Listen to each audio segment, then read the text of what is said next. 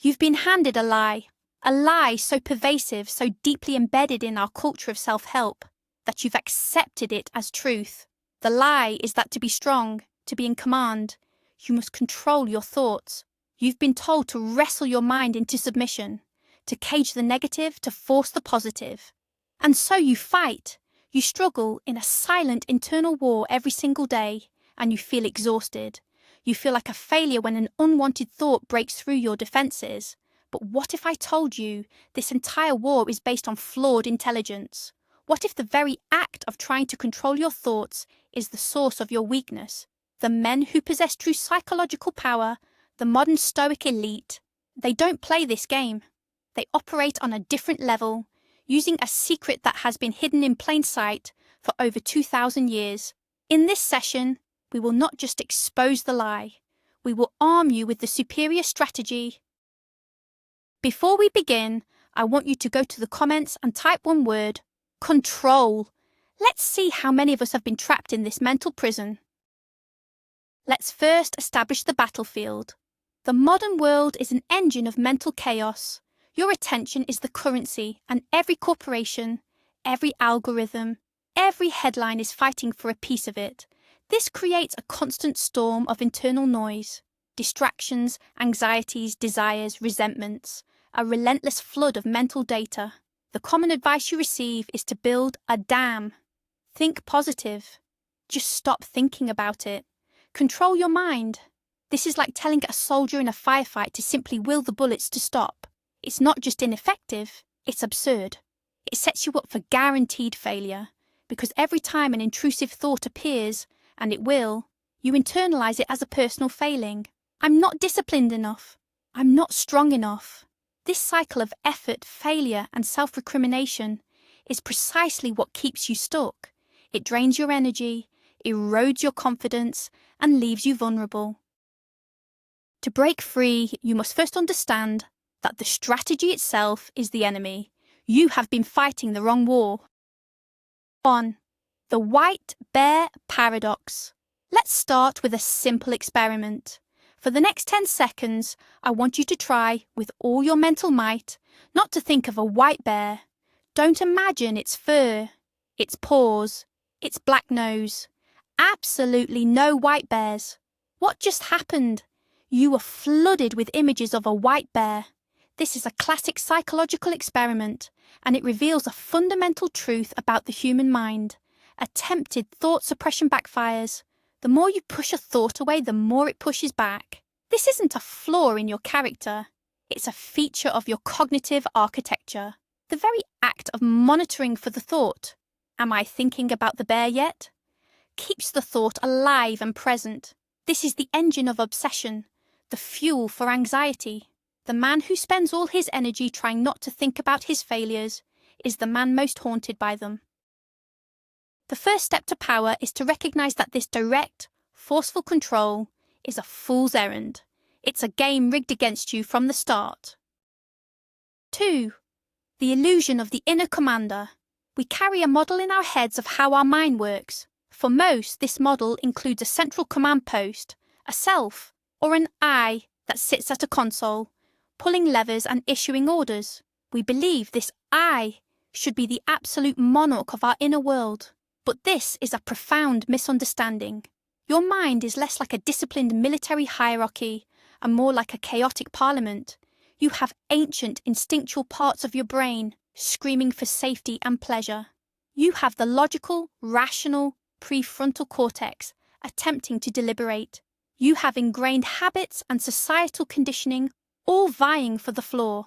The voice you identify as you is often just the loudest committee member at that moment.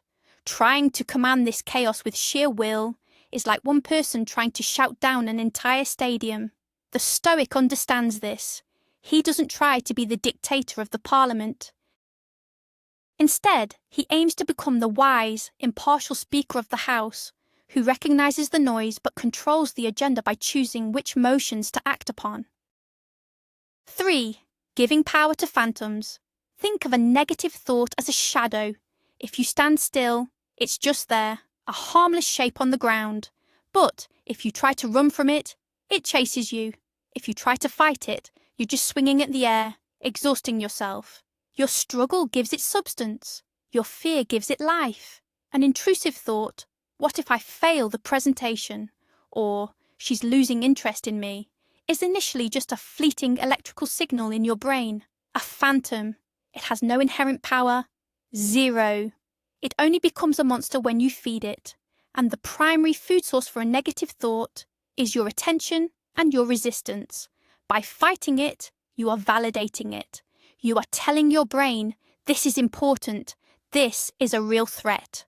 Your brain, designed for survival, then doubles down, amplifying the thought and the associated anxiety. The elite mental strategist knows this. He does not fight phantoms. He lets them pass, and in doing so, he starves them into nothingness. 4. The Stoic alternative, strategic indifference. So if direct control is a trap, what is the alternative? The answer is not passivity. It is not resignation. It is a highly strategic, disciplined practice the Stoics called apatheia, but which we can better understand as strategic indifference. This is not about becoming an emotionless robot. It's about developing the ability to look at your own thoughts and feelings without being automatically swept away by them. It is the practice of non-engagement. It's the mental equivalent of seeing a notification pop up on your screen and choosing not to click on it. You see it, you acknowledge its existence, and you let it fade. You are indifferent to its demand for your attention. This is a profound shift in posture. You move from being a soldier in the trenches, endlessly fighting, to being the general on the hill, observing the battlefield with calm detachment. From this vantage point, you can make intelligent decisions, rather than reacting from a place of fear. 5. Introducing the observer self. To practice this indifference, you must first cultivate a new perspective. We call this the observer self. This is the part of your consciousness that is aware of your thoughts, but is not the thoughts themselves. It is the silent witness. Think of it this way. You are not the traffic of your thoughts. You are not the angry driver, the speeding car, or the frustrating traffic jam. You are the stillness of the road itself, upon which all of this traffic passes. The cars come and go. The road remains. To access this observer, you begin a simple practice. When a strong thought or emotion arises, you internally label it. Instead of, I am anxious, you say, I am aware of a thought of anxiety. Instead of, I'm a failure, you say, there is a thought of failure passing through my mind. This simple linguistic trick creates a sliver of space. In that space, between the stimulus and your identification with it, lies all your power and all your freedom. 6. The sky and the weather metaphor. Let's deepen this concept of the observer with a powerful metaphor. Your mind is like the sky. Your thoughts, emotions, and sensations are like the weather. Sometimes the weather is sunny and calm. Other times it's a raging thunderstorm. The weather is constantly changing, unpredictable, and completely outside of your control. The mistake 99% of people make is that they identify with the weather. When it storms, they say, I am stormy. They believe they are the thunder, the lightning, the rain. They get tossed about and soaked by their own internal climate. The Stoic, the man who cultivates the observer self, understands that he is not the weather. He is the sky. The sky is the vast, unchanging space in which the weather happens. It allows the storm to be there. It doesn't fight the storm or try to push the clouds away. It simply holds the space for it, knowing that all weather is temporary. The storm will pass. The sky remains. Your goal is to become the sky. 7. The power of labelling. This practice of labelling your thoughts. The planning thought. Here is the anger thought. Does something remarkable on a neurological level. It shifts brain activity. When you are caught up in an emotional reaction, the limbic system, your primitive emotional brain, is in charge. But the moment you label the emotion, you engage your prefrontal cortex, the seat of rational thought and executive function. You are quite literally moving from a reactive state to a responsive one. You are turning the subject, I am angry, into an object, there is anger. And you can have power over an object. You can examine it. You can decide what to do with it. This is not suppression. Suppression is saying, I must not feel angry. Labeling is saying, I see that anger is present. It is a form of radical acknowledgement, and it is the foundation of emotional regulation. The man who can label his inner state without judgment is the man who can control his outer actions, regardless of the storm inside. 8. Starving the beast through disengagement. Every thought, especially a negative and repetitive one, is like a fire. It needs fuel to burn. That fuel is your attention, your analysis, your rumination, your struggle. When you have a thought like, I might get fired, and you immediately engage with it, oh my God, if I get fired, I can't pay my rent, I'll be humiliated. You are throwing gasoline on the fire. It blazes into a bonfire of anxiety. The practice of observing and labeling is the practice of cutting off the fuel supply. You see the spark, the initial thought, and you simply watch it. You don't add more wood. You don't fan the flames with panicked what-ifs. You just observe it with detached curiosity. Interesting, a fear of failure thought. Without fuel, the spark dies out. It may spark again, but you repeat the process. Observe, label, disengage. Over time, you're not just dousing individual fires, you're reconditioning your brain to stop creating them in the first place. 9. This is not passivity, it's strategy. A common misunderstanding of this approach is to see it as weak or passive. So I'm just supposed to let negative thoughts run wild? Absolutely not. This is a fundamental misreading of the strategy. Think of a master of martial arts like Aikido. The Aikido master does not meet force with force.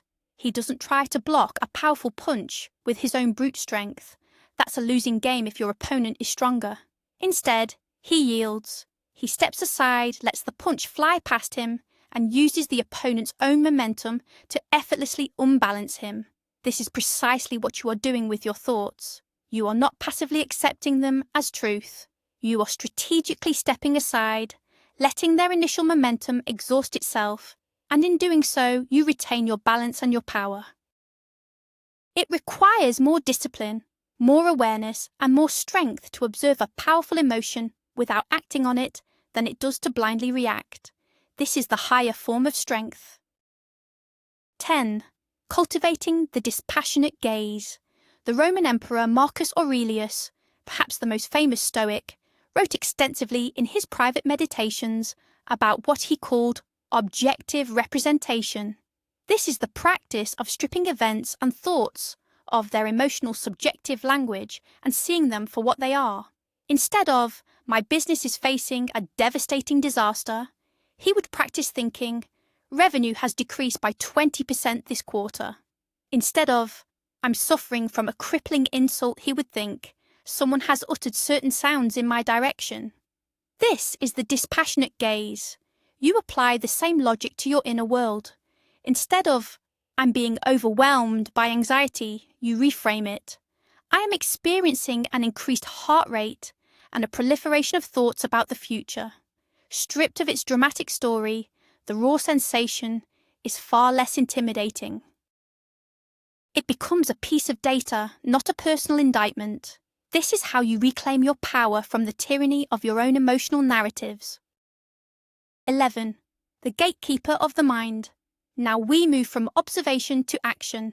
The second pillar of this system is the Stoic concept of assent. The great Stoic teacher Epictetus said that all we truly control is our ability to assent to our impressions. Let's break this down. An impression is the first raw appearance of a thought or feeling. It's the knock on the door. You don't control who knocks. Thoughts of fear, greed, or anger will knock. That is not your fault. Your power, your entire responsibility, lies in the next step, whether you open the door and invite them in for dinner. To assent to a thought is to agree with it, to say, yes, this is true, and to internalize it, Think of your conscious mind as a gatekeeper standing before the fortress of your soul. Your job is not to stop people from approaching the gate. Your job is to rigorously check their credentials before you let them inside. Is this thought true? Is it helpful? Is it within my control? Most men leave the gate to their mind wide open, letting any random, destructive thought wander in and set up camp. 12. The two-step process of judgment. Life happens in two stages. First, the event. Second, your judgment about the event. Your boss sends you a one-word email. Tomorrow. That's the event. A neutral fact. Then comes the automatic first impression. I'm in trouble. I'm getting fired. This first impression is pre-rational. It's an instinctive reaction. The untrained man immediately assents to this. He accepts it as reality. His heart pounds, his mind races. He spends the rest of the day in a state of anxiety. The Stoic in training feels that same initial flash of fear. He is human after all, but he stops at the gate. He challenges the impression. He says, "This is just an impression, and not at all the thing it claims to represent." He withholds assent. He pauses. He recognizes the thought for what it is, a catastrophic story, not a fact. In that pause, he finds his freedom. He can then choose a more rational response. Perhaps he just wants to discuss the project. I will wait for more information before I react. 13. The power of withholding assent. Withholding assent is your superpower. It's the mental circuit breaker that stops a fleeting thought from becoming a full-blown emotional crisis. It is the disciplined refusal to co-sign the bullshit your lower brain generates. When a thought of jealousy arises, you observe it and say, "No, I do not assent to this. This is a destructive path, and I will not walk it." When a thought of despair appears, you say, "No, this feeling is not the truth of my situation. It is just a feeling. I do not give it my approval." This is not about pretending the thought isn't there. It's about looking it squarely in the eye and denying it entry into your inner citadel. It is an act of profound self-respect. You are declaring that the quality of your inner life is too important to be hijacked by every random, unexamined impulse. The man who masters this is the man who cannot be mentally broken. External events can harm his body or his fortunes, but they cannot touch his soul because he alone controls the gate. 14. From I am to I feel. Language is the operating system of the mind. A small change in your internal syntax can lead to a radical change in your experience. The most powerful upgrade you can make is shifting from I am statements to I feel or I am experiencing statements. I am anxious is a statement of identity. It means anxiety is a core part of who you are. The I and the anxiety are one. This is a very weak and vulnerable position. Now contrast that with, I am currently experiencing a feeling of anxiety. This is a statement of observation. The I, the observer, is separate from the feeling. The feeling is a temporary event like the weather that is passing through your awareness. You are the sky, not the storm. I am a failure is a life sentence. I am feeling a sense of failure after that mistake is a temporary emotional state that can be processed and learned from. This is not just a word game. It is a fundamental realignment of your relationship with your inner world. It is the difference between being the prisoner and being the warden. 15. The dichotomy of control as a filter. So how do you decide which thoughts to assent to and which to reject? The Stoics provided the ultimate filter, the dichotomy of control. It is brutally simple. In any situation, some things are within your control and some things are not. Your thoughts, not directly controllable. The weather, not controllable. What other people think of you, definitely not controllable. Your actions, controllable. Your judgments, controllable. Your effort, controllable. Your integrity, absolutely controllable. The Stoic uses this as his primary sorting algorithm for life. When a thought enters his mind, he runs it through this filter. is this about something I can control? If the thought is I'm worried she will leave me, he recognizes that her decision is outside his control. Wasting energy on it is madness, so he rejects assent. He then pivots to what he can control. Am I being a good partner? Am I communicating well? Am I living with virtue? This is the path from powerless anxiety to purposeful action. 16. Impressions are not commands. Your brain is a suggestion engine, not a command center. It will offer you thousands of thoughts every day. Thoughts to eat the junk food. Thoughts to procrastinate. Thoughts that you are not good enough. Thoughts that you should be angry about a perceived slight. These are not orders. They are suggestions. They are pop-up ads generated by your biology and conditioning. The average person treats every one of these suggestions as a legitimate, urgent command. They feel an impulse and they obey. The Stoic treats them as spam email. 99% of it is junk. It can be observed and deleted without a second thought. He understands that just because he thinks something doesn't make it true. Just because he feels an urge doesn't mean he has to act on it. This separation of impulse from action is the very definition of discipline. It is the space where character is forged. The man who can see his thoughts as mere suggestions is the master of his own destiny. 17. Test your impressions. Before you assent to any significant thought, especially a negative one, the Stoics would advise you to challenge it like a prosecutor cross-examining a witness. Don't just accept its testimony, question it. Ask it, what evidence do you have to support this claim? A thought says, you are going to fail. You challenge it. Based on what? I have prepared. I have succeeded in the past. Your claim is unsubstantiated. Ask it, what is the utility of believing you? Does believing the thought, everyone dislikes me, help you to act with more courage and kindness?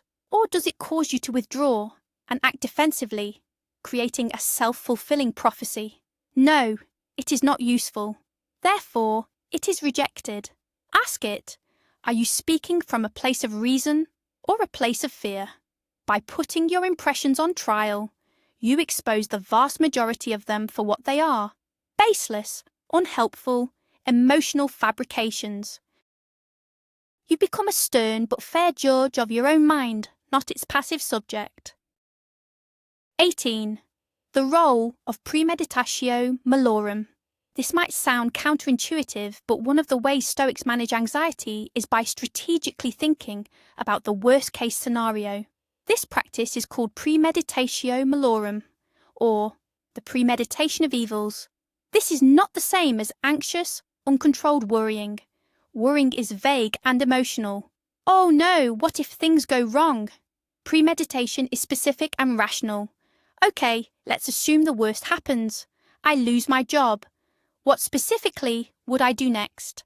Step 1, I would update my resume. Step 2, I would call my 3 most valuable contacts. Step 3, I would cut my expenses. By calmly and logically planning for disaster, you do 2 things. First, you often realize that the worst case is actually survivable. You have a plan. This robs it of its terror. Second, it mentally prepares you. If something bad does happen, it's not a shocking surprise. You've already visited that territory in your mind, and you know the way out. This is using your thinking faculty not to worry, but to build resilience and optionality. 19. Amor fati, assenting to reality. The ultimate level of Stoic assent is to not just accept what happens, but to embrace it. This is the concept of amor fati, the love of one's fate. This doesn't mean you have to be happy when tragedy strikes. It means you accept the unchangeable reality of the present moment as if you had chosen it yourself. Why? Because fighting reality is the definition of insanity. It is a war you will always lose. If you lose your job, you can spend your energy raging against the injustice, or you can say, this is my new reality. This event, this challenge is now a part of my path. How can I use this? What can I learn from this? This is an opportunity. This isn't about passive acceptance. It's about actively finding the utility in every event. The obstacle becomes the way. The man who can truly embrace amor fati is invincible, because nothing can happen to him that he does not, on some level, welcome as a new piece of material with which to build his character. 20. Action as the antidote. Observation and assent are internal practices, but they must be paired with external action. Often the best way to deal with a storm of negative thoughts is to get out of your head and into your body. Go for a run. Lift heavy weights. Build something with your hands. Take one small concrete step towards solving the problem you are ruminating on. Action is the antidote to despair. Rumination is circular. It is a loop of thought that feeds on itself and goes nowhere. Action is linear. It moves you from point A to point B. When your mind is serving you thoughts of helplessness, the most powerful rebuttal is to take a deliberate, purposeful action, no matter how small. This sends a powerful signal back to your brain. I am not helpless. I am an agent. I am in control of my actions, if not my thoughts. This is how you close the loop and transform mental strategy into real-world strength. 21. The spotlight of attention. We've established that you cannot stop the flow of thoughts, but you have absolute control over one thing. The spotlight of your attention, your focus, is the most valuable resource you possess. Where you direct it, energy flows, and reality is shaped. The untrained mind is like a broken spotlight, flickering randomly across a dark room, illuminating fears in one corner, distractions in another, never settling. This is a state of mental poverty. The disciplined mind, the stoic mind, has seized control of the spotlight. He understands that trying to eliminate the darkness, the negative thoughts, is futile. Instead, he focuses on deliberately and consistently pointing the beam of his attention onto what is productive, what is virtuous, and what is within his control. He doesn't fight the darkness, he simply focuses on the light. Over time, the illuminated area grows, and the darkness recedes to the periphery, where it loses its power. 22. The Greek word, prosos. The ancient Stoics had a word for this practice of maintaining conscious attention, prosos. It is the practice of keeping one's mind in the present moment, vigilant and aware of one's judgments and actions. It is the opposite of the default modern state, which is one of distraction and mental autopilot. Prosos is the continuous moment-to-moment work of being the gatekeeper of your mind, of tending to your inner world as a gardener tends his garden. It is not a technique you use once in a while. It is a state of being you cultivate. It is the recognition that every moment is an opportunity to practice virtue, to make a good judgment, to take a right action. The man who lives with prosos is fully present. He is not haunted by the past or anxious about the future. He is here, now, with his spotlight firmly pointed at the task at hand. This is the source of flow states. This is the source of excellence. 23. The garden metaphor. Let's return to the metaphor of the mind as a garden. You cannot control whether weed seeds, negative thoughts, blow into your garden. They will always be there, carried on the wind. The foolish gardener spends all his time running around trying to catch the seeds in mid-air. He is frantic and ineffective. The mediocre gardener waits for the weeds to grow large and then violently rips them out, disturbing the soil and often leaving the roots behind to grow again. The master gardener, the Stoic, practices prosos. He is indifferent to the seeds on the wind. He spends his energy deliberately cultivating the plants he wants to grow, his virtues, his skills, his purpose. He waters them, gives them sunlight, and strengthens their roots. When he sees a small weed sprout, he plucks it out calmly and without drama. Because his garden is so full of strong, healthy plants, the weeds have little room and little light to grow. Don't fight the weeds. Cultivate your flowers. 24. Redirecting, not resisting. This is the practical application of the spotlight. When an unhelpful thought appears, you have already practiced observing it and denying it assent. The final step is to gently but firmly redirect your attention elsewhere. This is crucial. If you just deny assent, but keep your focus on the thought you're trying to ignore, you're still giving it energy. The redirection is key. If a thought of a past embarrassment arises, you observe it. The rumination thought. Deny it assent. This is not helpful. And then immediately redirect your spotlight. Put it onto your breath. Put it onto the physical sensation of your feet on the floor. Put it onto the next line of the report you are writing. You don't push the thought away. You simply move your attention towards something else. It's like changing the channel on a television. You don't smash the screen to get rid of the bad show. You just pick up the remote and choose a better one. Your will is the remote control. 25. Focusing on the controllable action. The most powerful object of your attention is always the next right action that is within your control. When you feel overwhelmed by a complex problem, your mind will generate 1,000 anxious thoughts about all the variables you can't control. The market, your competitors, the outcome. The Stoic trains his spotlight to ignore all of that noise and ask one simple question. What is the single next action I can take right now that will move me forward, even by 1 inch? Maybe it's sending one email. Maybe it's doing one push-up. Maybe it's reading one page of a book. By focusing your entire mental energy on that one small, controllable task, you do several things. You starve the anxiety of your attention. You create forward momentum. And you prove to yourself that you are an agent of action, not a victim of circumstance. A journey of 1,000 miles is accomplished not by worrying about the destination, but by focusing the spotlight of your attention on the single step you are taking right now. 26. The power of the present moment. The vast majority of your negative thoughts are not about what is happening right now. They are either reruns of the past, regret, resentment, or trailers for the future, anxiety, fear.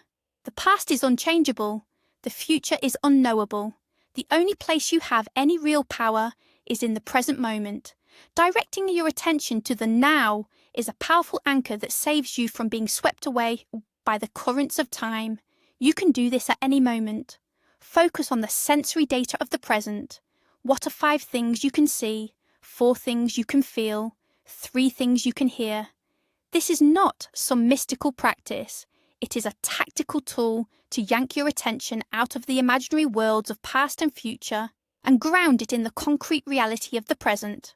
The man whose attention is fully in the present moment cannot be anxious, because anxiety, by its very nature, lives in the future. 27. Memento mori. Focusing on what matters. The Stoics used another powerful focus tool, memento mori. Remember you must die. This is not a morbid obsession with death. It is a tool for radical prioritization. When you remember that your time is finite and limited, the small, trivial anxieties and irritations are exposed for what they are, a waste of your most precious resource. When a thought of anger about being cut off in traffic arises, you can filter it through memento mori. On my deathbed, will I care about this moment? The answer is always no. This allows you to immediately drop it and redirect your attention to something that actually matters: your work, your family, your character. Remembering your mortality is the ultimate life hack for cutting through the noise and focusing your spotlight on the signal. It clarifies your values and gives you the courage to ignore everything that is not essential. 28. The view from above. Marcus Aurelius practiced a visualization technique that we can call the view from above. When he felt overwhelmed by his personal problems or the politics of Rome, he would imagine his consciousness floating up, out of his body, looking down on himself, then further up, looking down on the city of Rome. Further still, seeing the entire Italian peninsula. Higher, seeing the whole earth as a small ball. Higher, seeing the earth disappear into the vastness of the cosmos. From this cosmic perspective, his own problems, his own ego, his own anxieties appeared infinitesimally small. This is not to say they are meaningless, but it puts them in their proper context. It is a powerful tool for redirecting your attention from a narrow, self-absorbed focus to a wider, more objective perspective. It breaks the spell of personal drama and reconnects you with a larger reality. You are a part of something vast, and your current problem is just a tiny speck in the grand scheme. 29. Building mental muscle. This ability to direct your attention is not a natural talent. It is a muscle, and like any muscle, it must be trained. Every time you catch your mind wandering and gently bring it back to your chosen point of focus, you are doing one repetition. Every time you choose to ignore a distraction and stay on task, you are strengthening that muscle. This is why practices like meditation are so valuable, not for any spiritual reason, but because they are the pure, isolated workout for the attention muscle. Sitting and focusing on your breath for 10 minutes and bringing your mind back every time it wanders is like doing bicep curls for your prefrontal cortex. The man who trains this muscle every day will find that his ability to concentrate, to resist distraction, and to choose his mental state grows stronger. He becomes the master of his own focus, which is the master key to all other achievements. 30. Choosing your inputs. Directing your attention is not just about managing your internal world, it's also about curating your external world. The information you consume is the food for your thoughts. If you feed your mind a constant diet of outrage, fear-mongering news, and trivial social media drama, you cannot be surprised when your mind produces thoughts of anger, anxiety, and envy. It's like eating junk food and wondering why you feel sick. The Stoic is a ruthless curator of his informational diet. He asks, does this input make me a better, wiser, more tranquil person?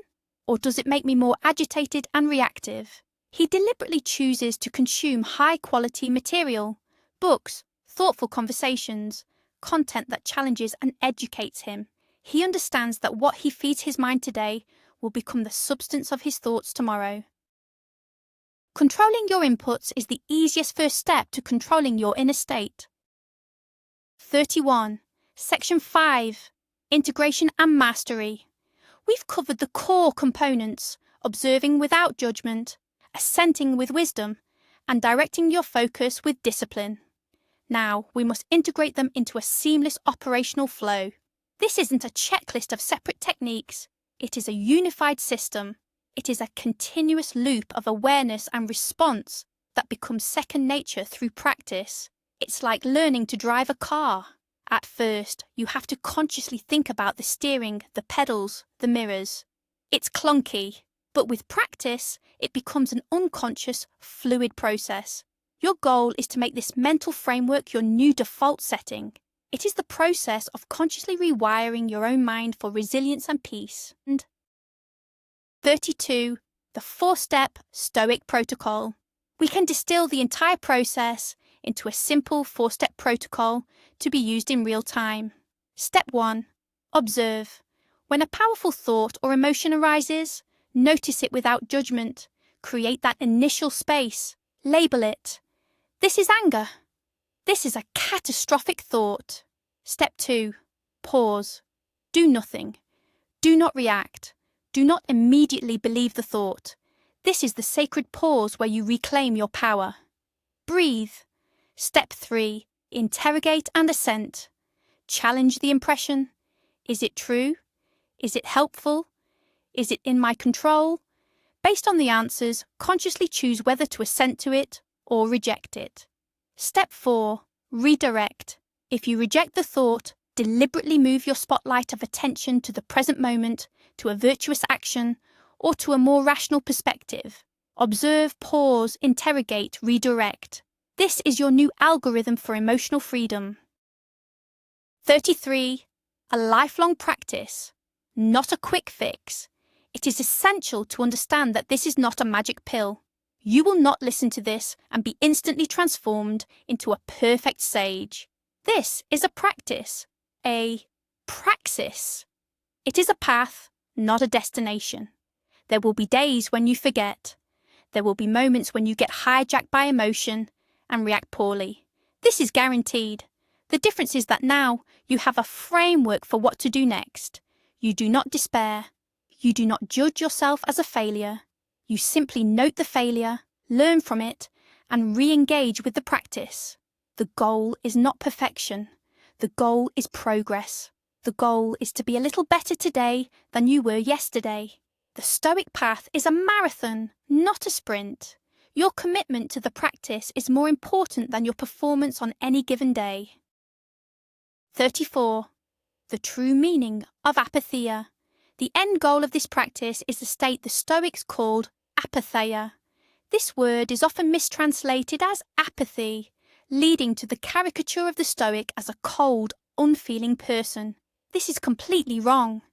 Apatheia does not mean the absence of feeling.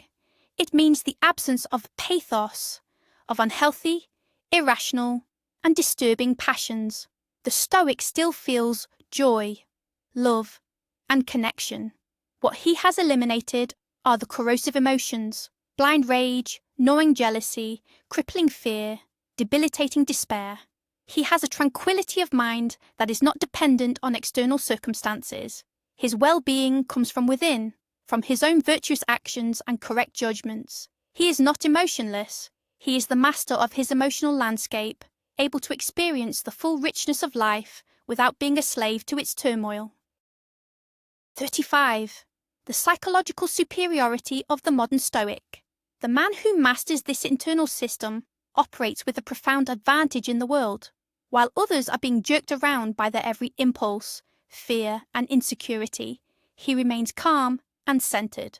While others are distracted by trivialities, he is focused on what truly matters. In the negotiation, he is not swayed by intimidation or flattery. In a crisis, he does not panic. He analyzes and acts. In a relationship, he is not needy or jealous. He is a stable, reliable pillar of strength. This is not about arrogance. It is about quiet competence. It is a form of psychological superiority, born not of ego, but of discipline. He has a source of strength that cannot be taken from him, because it is generated internally. He is the man who has won the only war that matters, the war for control of his own soul. 36. The outer world reflects the inner. A man's life is a direct reflection of the state of his mind. If your inner world is chaotic, anxious, and undisciplined, your outer world will inevitably become the same. Your relationships will be unstable, your career will be erratic, and your actions will be inconsistent. You cannot build an orderly empire on a foundation of mental chaos. Conversely, when you cultivate an inner world of order, discipline, and tranquility, an inner citadel, that order begins to manifest externally. Your decisions become wiser. Your actions become more deliberate and effective. You attract people who are drawn to your stability. You build things that last. You don't chase success. You become the kind of man to whom success is naturally attracted. The work you do on your own mind is the most leveraged work you can possibly do. Fix the inner and the outer will follow. 37. The fallacy of external solutions. We are conditioned to seek external solutions for internal problems. Feeling empty? Buy a new car. Feeling anxious? Get a prescription. Feeling disrespected? Argue on the internet. This is the path of the herd, and it is a dead end. It makes you a perpetual consumer, forever seeking the next hit of external validation or distraction to quiet the noise inside. The Stoic path is the radical opposite. It posits that the solution to almost every significant problem in your life is internal. It is about forging a character so strong, a mind so disciplined, that external events lose their power to disturb you. It is about becoming the source of your own validation, your own peace, your own strength. This is the ultimate declaration of independence.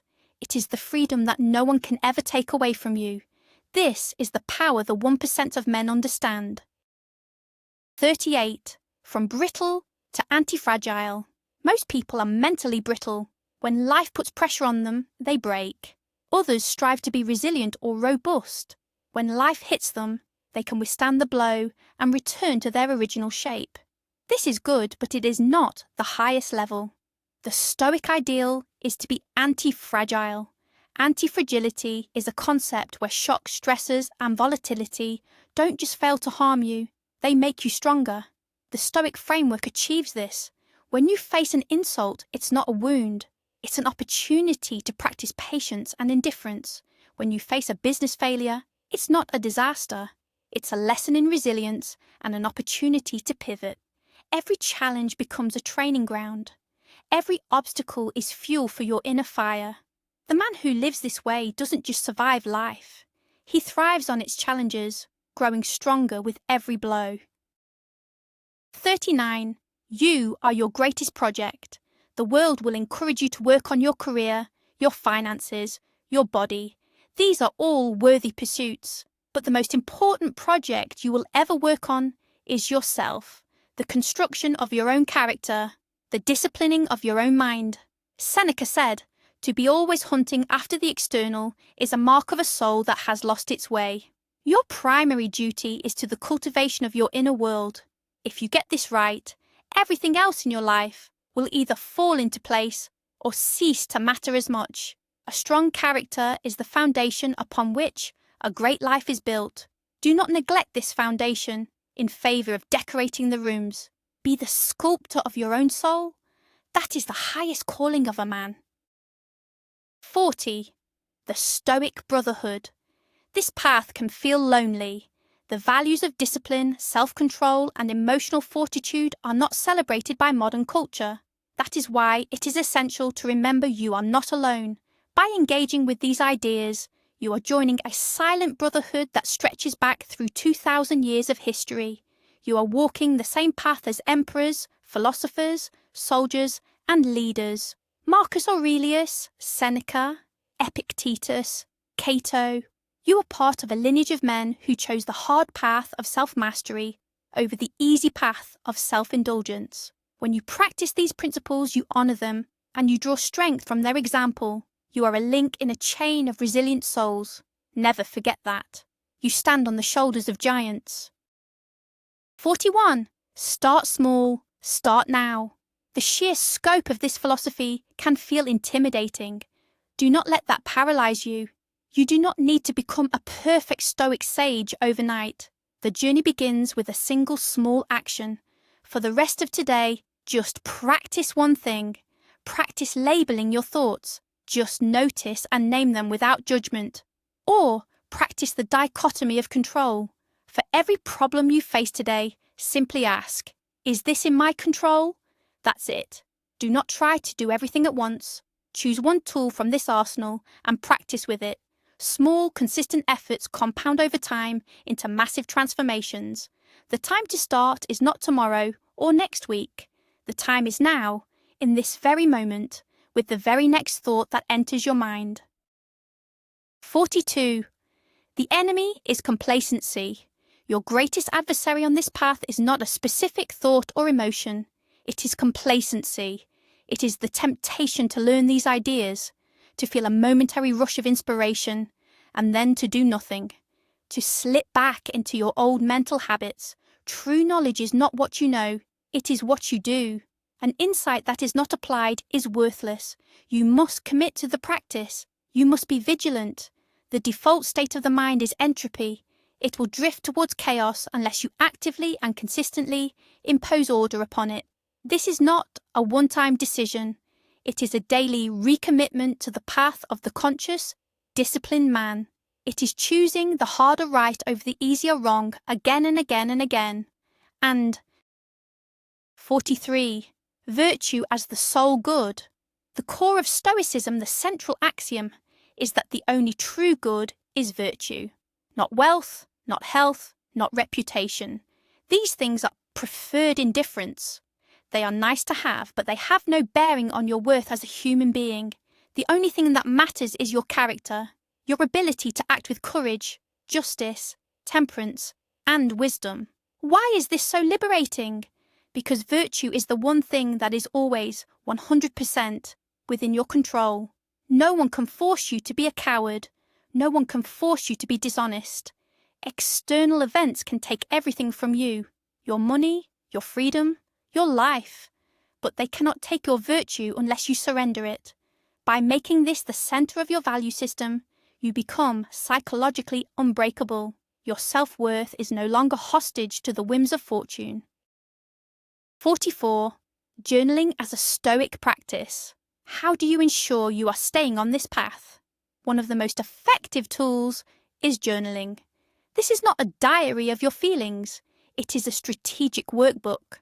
At the beginning of the day, as Marcus Aurelius did, you can write about the challenges you expect to face and how you intend to meet them with virtue.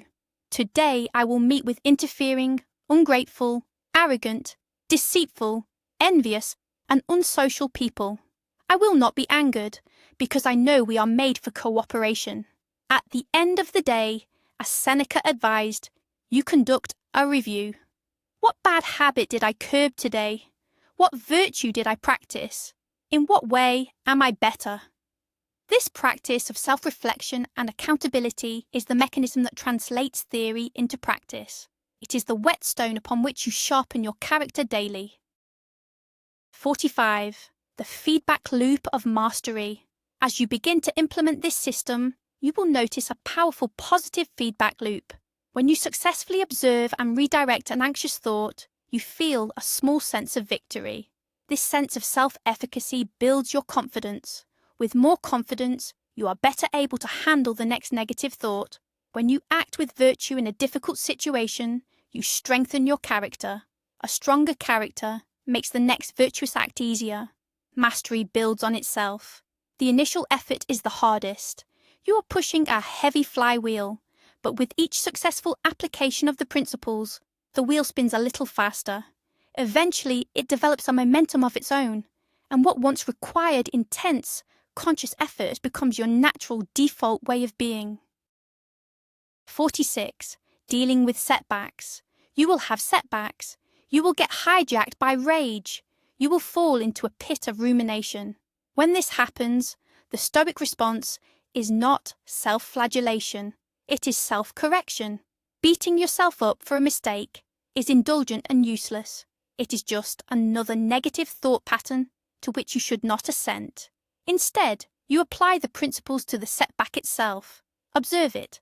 I have made a mistake. I lost my temper. Analyze it with reason, not emotion. Why did this happen? I was tired, and I did not pause before reacting. Learn from it. Next time I am in this state, I will remove myself from the situation before responding. And then you move on. You do not dwell. A mistake is not a moral failing. It is a data point. Use it to improve your system. That is all. 47. Your emotions are data, not directives. This system reframes your relationship with your emotions. Emotions are no longer your masters. They are your advisors, and often they are very bad advisors. They are raw data from your primitive brain. Anger might be signaling a boundary violation. Fear might be signaling a potential threat. Sadness might be signaling a loss. Your job is not to obey the emotion. Your job is to listen to the signal, thank it for the data, and then use your rational mind, your inner logos to decide on the wisest course of action. Thank you, anger, for highlighting that my boundary may have been crossed. Now, I will rationally decide the best way to address this, rather than just screaming. You become a leader who listens to his cabinet, but reserves the final decision for himself. 48. The freedom of non-reaction. Imagine the freedom of not being obligated to have an opinion on everything. Imagine the power of not being emotionally triggered by every headline or every comment. The untrained mind is a slave to stimulus. It sees something it dislikes, and it must react with anger. It sees something it desires, and it must react with craving. It is constantly being pulled in 1,000 different directions. The Stoic cultivates the power of non-reaction. He understands that most things are not worthy of his emotional investment. He saves his energy for what truly matters. This creates an incredible sense of peace and solidity. He is a rock in the middle of a raging river. The water crashes against him, but he is unmoved. This is a quiet, internal freedom that is more valuable than any external liberty. 49. The role of the body.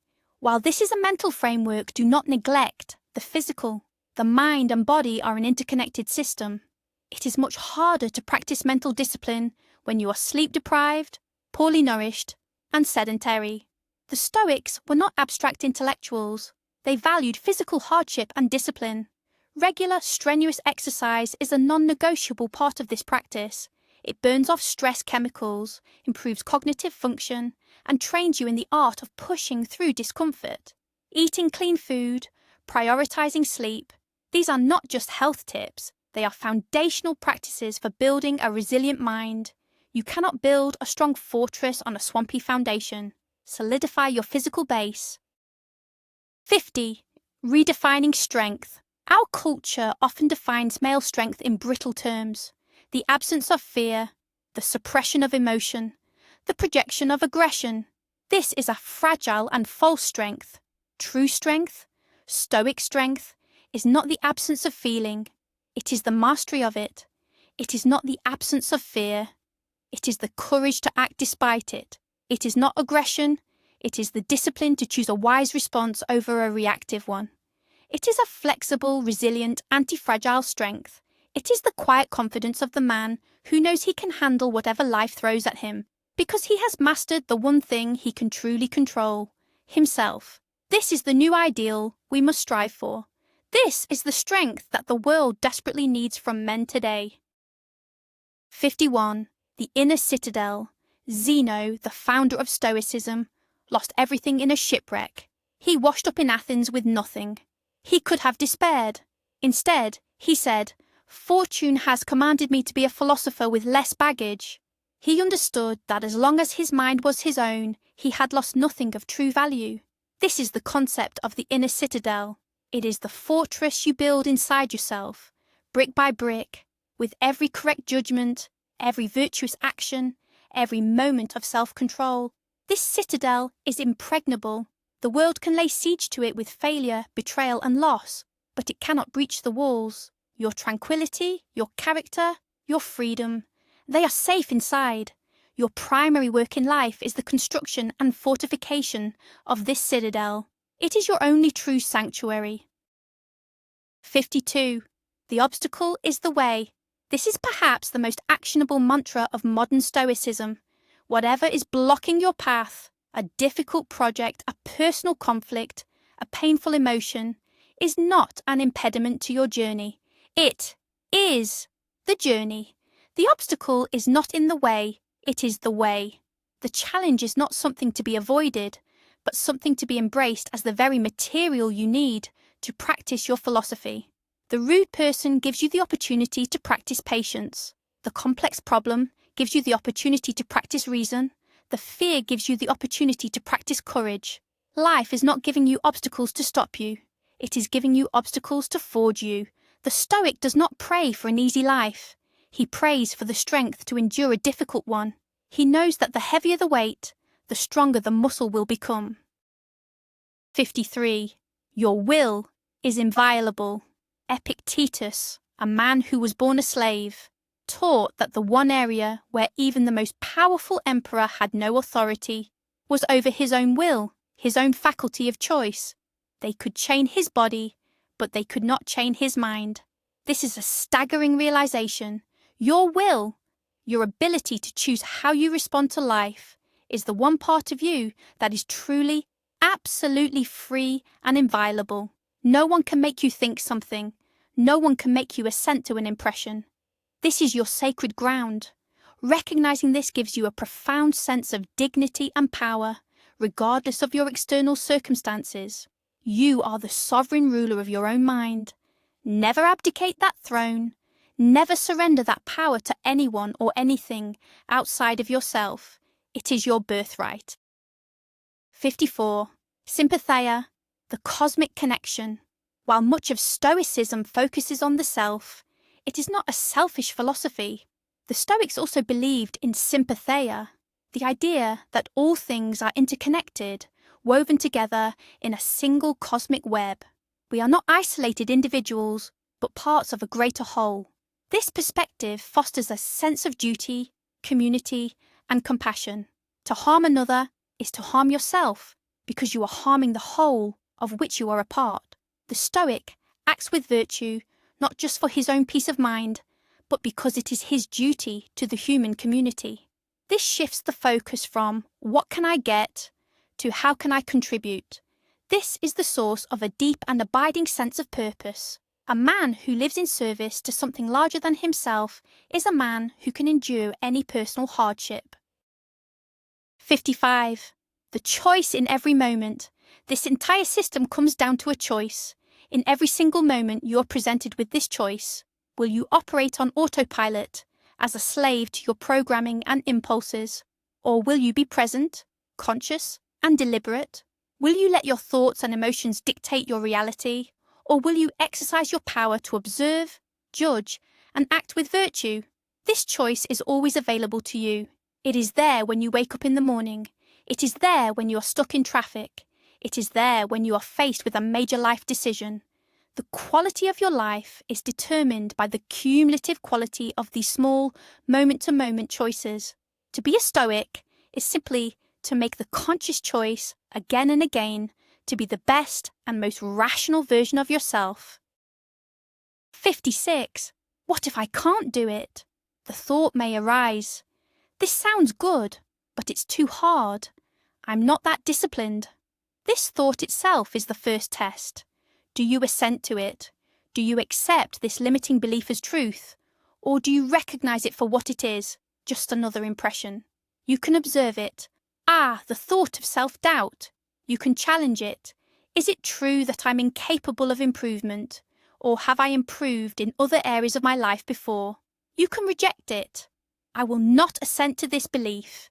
Instead, I will assent to the belief that I am capable of making a small effort. And you can redirect. What is the one small action I can take right now to practice? The philosophy contains within it the tools to overcome the very doubts you have about practicing the philosophy. You have everything you need to begin. 57. The legacy of a disciplined mind. Think about the kind of man you want to be. Think about the legacy you want to leave. Do you want to be remembered as a man who is a slave to his moods, reactive, anxious, and easily provoked?